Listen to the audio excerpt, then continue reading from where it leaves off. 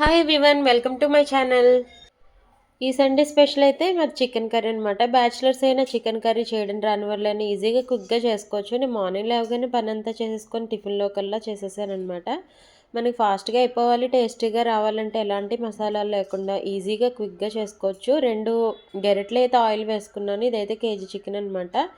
Live chicken తీసుకొచ్చారు. So కొంచెం పసుపు వేసుకోవాలి, ఆనియన్స్ కొంచెం మగ్గాక ఒక టమాటా వేసుకొని మూత పెట్టుకోండి. బాగా మెత్తగా అయ్యాక మంచిగా కలిపేసుకొని కొంచెం అల్లం వెల్లుల్లి పేస్ట్ వేసేసుకొని బాగా కలుపుకోవాలి. ఆయిల్లో ఫ్రై అయితే అల్లం వెల్లుల్లి పేస్ట్ మంచిగా ఉంటుంది, పచ్చివాసన రాకుండా బాగా ఫ్రై అయ్యాక అప్పుడు కొంచెం కొంచెం కారం, కొంచెం ఉప్పు వేసేసుకోండి సరిపడా. ఫస్ట్ కొంచెం తక్కువ వేసుకొని సరిపోతే తర్వాత వేసుకోవచ్చు అనమాట.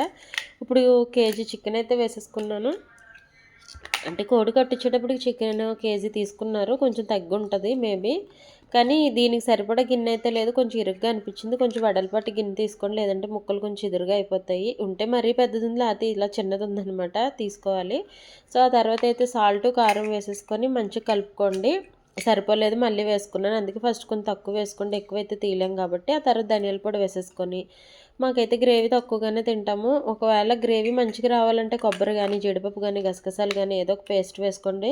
బాగా గ్రేవీ వస్తుంది, చపాతీ అన్నట్లోకి బాగుంటుందన్నమాట. మేమైతే కొత్తిమీర ఎక్కువ వేసుకుంటాం నాన్ వెజ్లోకి, నాకు చాలా ఇష్టం ఇలా వేస్తే. సో కొత్తిమీర ఎక్కువ వేసేసుకొని మూత పెట్టుకొని మంచిగా ఈ ఆయిల్ సపరేట్ అయ్యేదాకా కూడా ఉడికించండి, బాగుంటుందన్నమాట. చికెన్ ఎప్పుడు కూడా ఫస్టే వాటర్ వేసేయకూడదు. వాటర్ వేయకముందు బాగా ఇంకుతుంది కదా, వాటర్ అందులో నుంచి వచ్చి సెపరేట్ అయ్యి దగ్గర అవుతుందనగా వాటర్ పోసుకోవాలి.